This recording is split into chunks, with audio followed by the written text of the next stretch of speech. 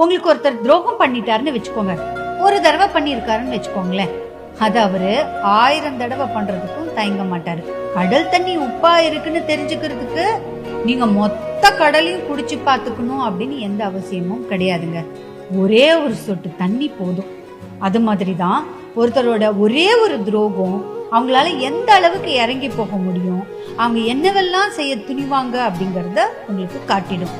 அவங்க இன்னும் வேற என்னென்ன வழியிலெல்லாம் நம்மள காயப்படுத்த போறாங்கன்னு அதை நீங்க நேர்ல பார்த்து நம்புற வரைக்கும் எதுக்காக இன்னும் அவங்களுக்காக காத்துட்டு இருக்கிறீங்க?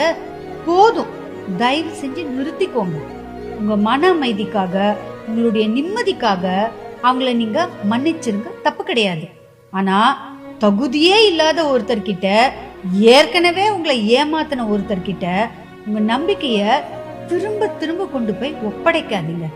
ஏன்னா துரோகம் பண்றது அவங்களுடைய குணம்.